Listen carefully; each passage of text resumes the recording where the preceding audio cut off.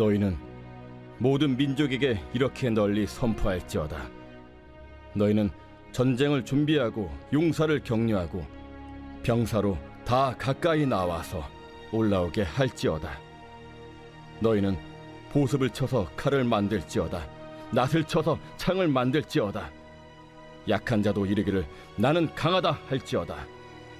사면의 민족들아, 너희는 속히 와서 모일지어다.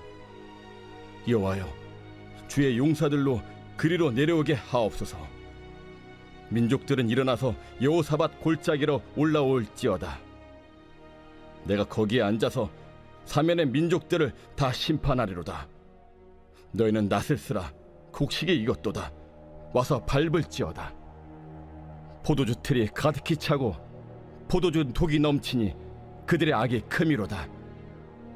사람이 많음이요, 심판의 골짜기에 사람이 많음이요, 심판의 골짜기에 여호와의 날이 가까움이로다. 해와 달이 캄캄하며 별들이 그 빛을 거두도다. 여호와께서 시온에서 부르짖고 예루살렘에서 목소리를 내리시리니 하늘과 땅이 진동하리로다. 그러나 여호와께서 그의 백성의 피난처, 이스라엘 자손의 산성이 되시리로다. 그런즉 너희가 나는 내 성산 시온에 사는 너희 하나님 여호와인 줄 알 것이라. 예루살렘이 거룩하리니 다시는 이방 사람이 그 가운데로 통행하지 못하리로다. 그날에 산들이 단 포도주를 떨어뜨릴 것이며 작은 산들이 젖을 흘릴 것이며 유다 모든 시내가 물을 흘릴 것이며 여호와의 성전에서 샘이 흘러나와서 시딤 골짜기에 대리라. 그러나 애굽은 황무지가 되겠고 에돔은 황무한 들이 되리니 이는 그들이 유다 자손에게 포악을 행하여 무죄한 패를 그 땅에서 흘렸음이니라.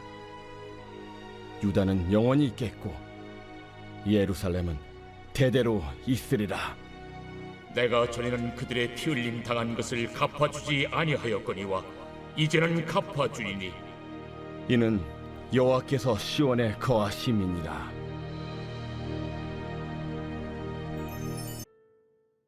오늘 본문에는 여호사밧 골짜기라는 곳으로 세상 모든 민족이 집결하는 장면이 예언됩니다. 그런데 아무리 골짜기가 커도 온 세상 사람들이 모일 수 있는 골짜기가 있을까요? 여호사밧 골짜기, 직역하면 심판의 골짜기는 마지막 날 하나님의 심판이 이 세상에 어떻게 임할지를 보여주는 상징입니다. 요한계시록의 아마겟돈과 오버랩되는 예언이죠. 계시록 16장에 보면 아마겟돈, 직역하면 무기또 언덕이라는 곳으로 사탄 수하에 있는 세상의 모든 왕들이 모여드는 장면이 나옵니다. 이스라엘의 광활한 전쟁터였던 무기또 언덕이라는 상징으로 하나님 군대와 사탄의 군대 사이의 마지막 날의 전투를 묘사하는 것이죠. 여호사밧 골짜기와 아마겟돈 언덕에 이 예언의 공통적인 부분이 있습니다. 바로 하나님이 일으키신 전쟁이라는 점입니다.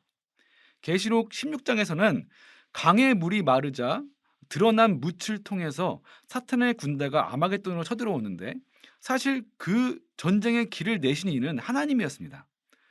마찬가지로 오늘 본문인 요엘서에서도 약한 자들조차 자신을 강제로 여기는 교만함에 빠져서 하나님과 싸우려고 여호사밧 골짜기로 달려오는데 사실 그들을 소환한 이는 하나님이셨습니다.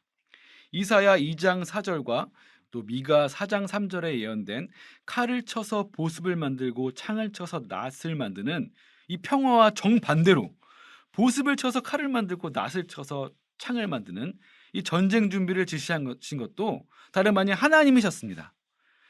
성경이 일관되게 우리에게 일러주는 것은 예수님의 재림이 가까워 올수록 세상의 마지막 날이 당도해 올수록 사탄과 세상 사람들의 저항은 극도로 거세질 거라는 점입니다. 하지만 동시에 또 우리가 기억해야 할 것은 이 최후의 발악과 공격조차 모두 다 하나님의 각본과 계획 안에서 이루어지는 일이라는 점입니다.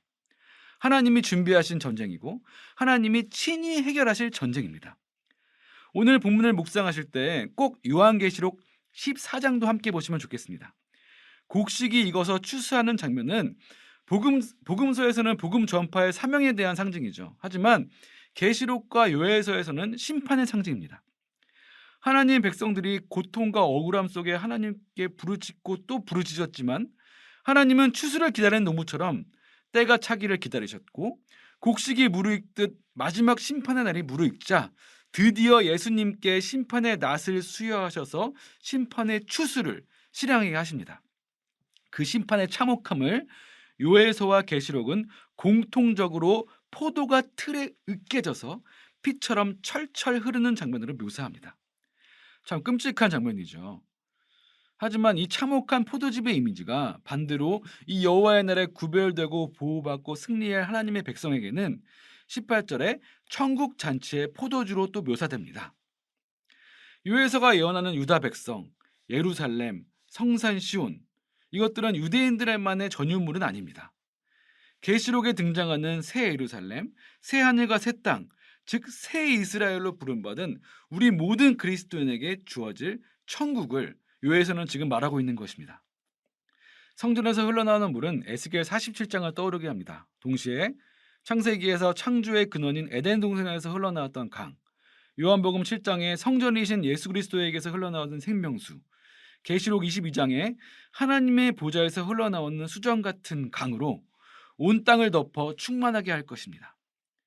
천국은 하늘에 있는 별세계가 아닙니다.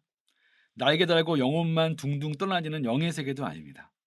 계시록의 말씀대로 천국은 하늘에서 이 땅으로 내려오는 세상, 요에서의 말씀대로 온 땅에 흐르는 실체일 것입니다. 우리는 부활한 몸으로 새 하늘과 새 땅을 딛고 만지고 마시며 살아갈 것입니다. 그렇다면 오늘 우리의 삶은 천국의 모델하우스가 되어야 합니다. 지옥 같은 세상을 사는 사람들에게 오늘 우리는 어떤 천국의 실체를 견본으로 보여주고 있습니까? 기도하겠습니다. 주님, 요에서와 계시록의 무서운 심판이 하나님의 백성에게는 오늘의 고난을 견딜 수 있는 통쾌한 약속임을 믿습니다. 그리스도인으로서 감수해야 할 손해와 박탈을 두려워하지 않는 하루를 살도록 도와주시옵소서. 예수 그리스도의 이름으로 기도합니다. 아멘. 1. 오심 기도. 하루 5번 마음을 다해 드리는 기도. 나는 죽었습니다. 제가 주인이 아니고 예수님이 저의 주인이십니다. 예수님은 십자가에서 죽으시고 부활하셨습니다. 부활하신 예수님을 가슴으로 만나서 따라가며 간증합니다. 사랑하는 가족과 함께 영광스러운 승리를 노래합니다.